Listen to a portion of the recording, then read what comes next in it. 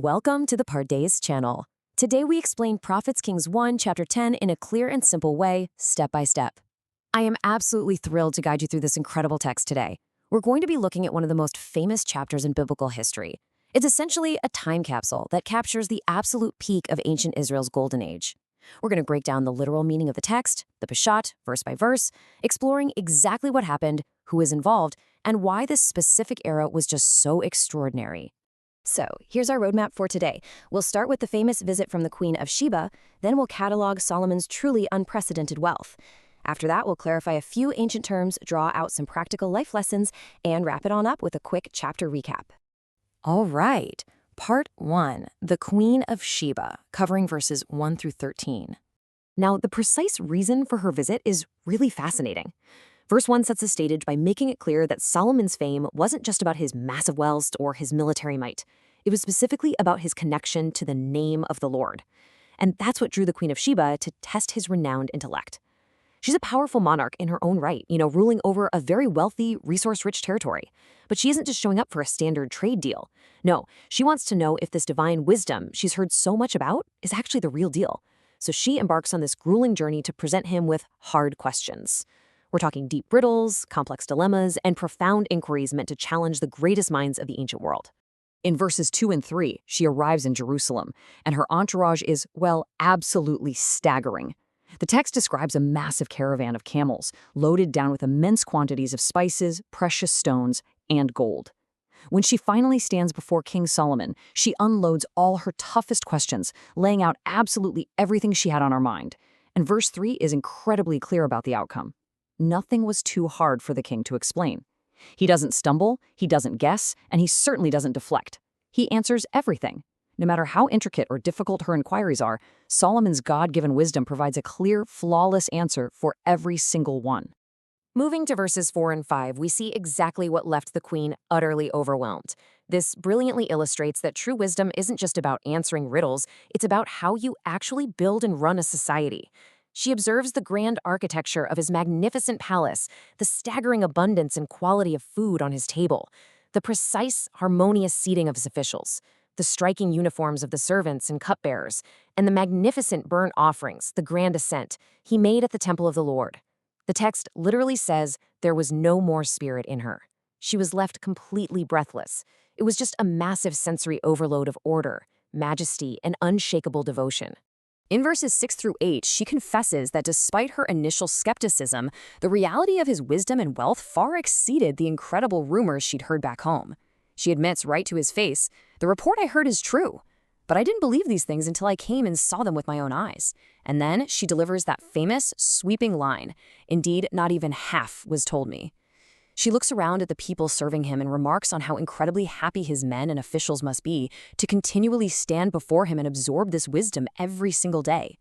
It's just a profound admission from a skeptical, powerful foreign dignitary who had probably seen it all. Verse 9 gives us a pivotal moment of realization. Here, this foreign monarch actually acknowledges that Solomon's success and his mission to maintain justice are direct results of God's eternal love for Israel. Solomon's ultimate achievement here isn't just impressing her with his wealth or his architecture. He actually brings this foreign queen to praise the God of Israel.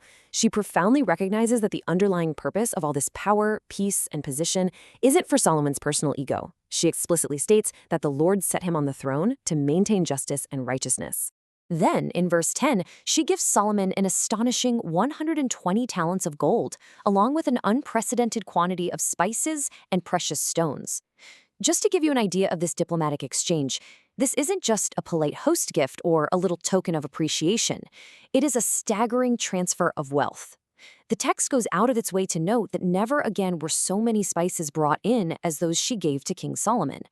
It's an exchange of ultimate royal respect, solidifying a legendary historical connection. According to the classic 1917 JPS translation of verses 11 and 12, Hiram's fleet also brought in precious sandalwood from Ophir, which Solomon used for temple supports and musical instruments.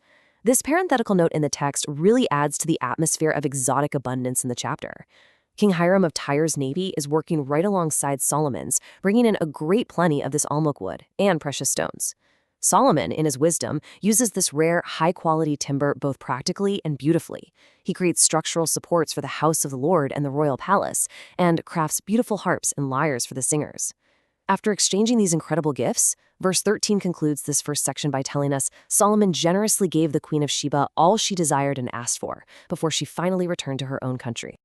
Moving right along to section 2, Solomon's unprecedented wealth, covering verses 14 to 29. Verse 14 tells us that the sheer weight of the gold Solomon received yearly was 666 talents. That is a massive number that really illustrates his kingdom's peak economic power. Think about that for a second. This isn't his total accumulated wealth. This is just his annual incoming base revenue in gold alone. And the text clarifies this doesn't even count the additional revenues from the taxes levied on merchants, traders, and all the Arabian kings and local governors.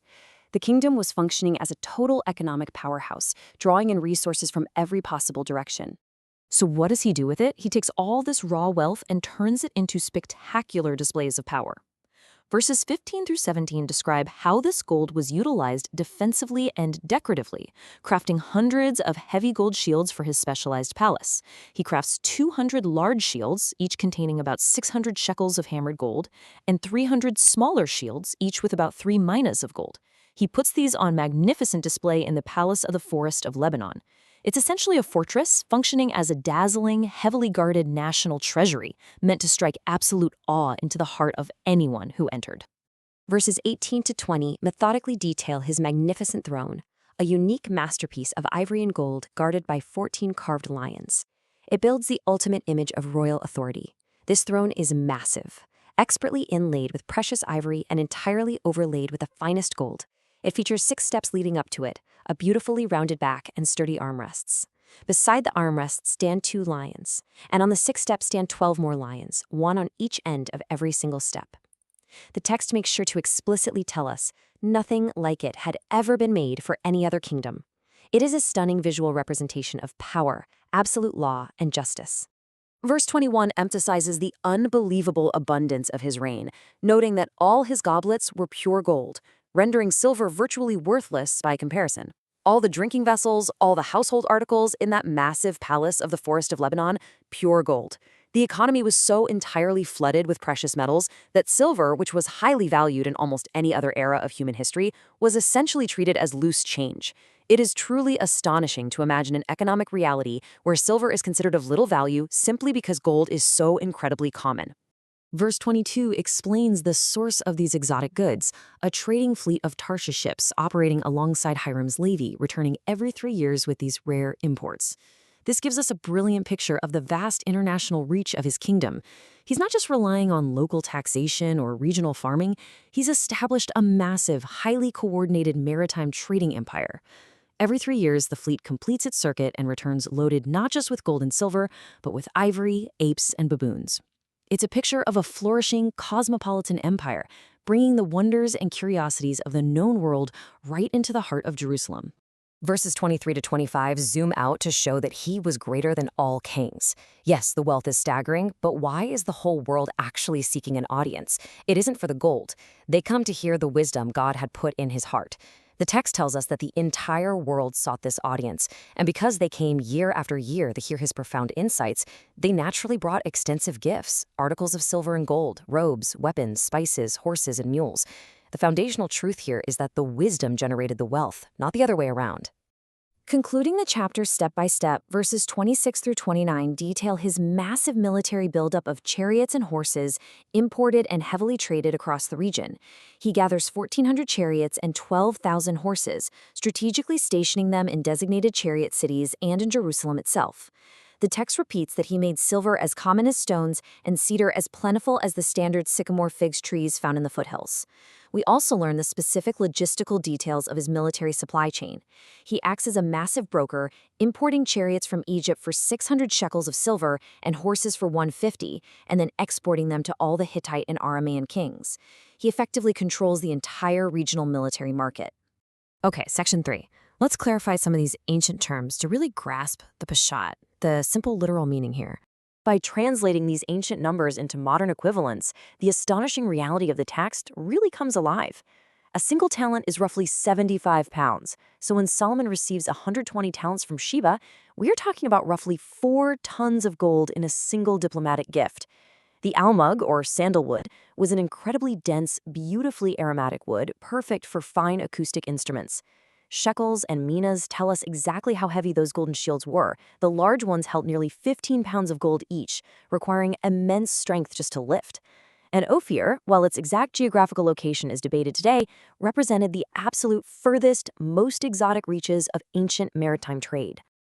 Section 4. Practical Life Lessons. What can we actually learn from all this? Stepping back from the historical data, Chapter 10 offers us direct, simple lessons applicable to our own lives. First, we learn that it was Solomon's wisdom that brought the world to his door, showing us that seeking knowledge and understanding is the truest foundation for success. Remember, early in his reign, Solomon asked God for wisdom, not riches. Because he prioritized a discerning heart to govern justly, the wealth naturally followed. The Queen of Sheba and all the kings of the earth didn't travel for months across harsh terrain just to look at his gold. They traveled to hear the wisdom in his heart. This teaches us to value our internal growth and knowledge above external accumulation. Second, just as the Queen of Sheba praised the Lord for Solomon's position, we're reminded to humbly attribute our own successes and talents to a higher divine source. Even as an outsider, she could clearly see that Solomon's intellect, his wealth, and his peaceful reign were gifts from the Lord of Israel, given specifically so he could maintain justice and righteousness. Whenever we achieve success, acquire resources, or step into leadership, we really have to ask ourselves, how can I use these gifts to bring fairness, order, and good into the world? And finally, Section 5. Let's do a quick chapter recap of 1 Kings 10. From the initial test of the queen to the extensive cataloging of his wealth and imports, the chapter perfectly captures Israel's golden age. We saw the Queen of Sheba arrive with hard questions and leave utterly breathless and convinced. We witnessed a massive exchange of wealth and exotic goods from the far reaches of the known world. We toured the palace of the Forest of Lebanon, visualizing the heavy gold shields and that astonishing lion-flanked ivory throne. And finally, we saw how his God-given wisdom positioned him as the central, wealthiest figure of the ancient world, controlling global trade and military supply lines. It leaves us with a pretty powerful question. If you were granted unparalleled wisdom tomorrow, what kind of world would you build with it? Thank you for learning with us. If this helped you understand the chapter better, like, subscribe, and join us for the next chapter.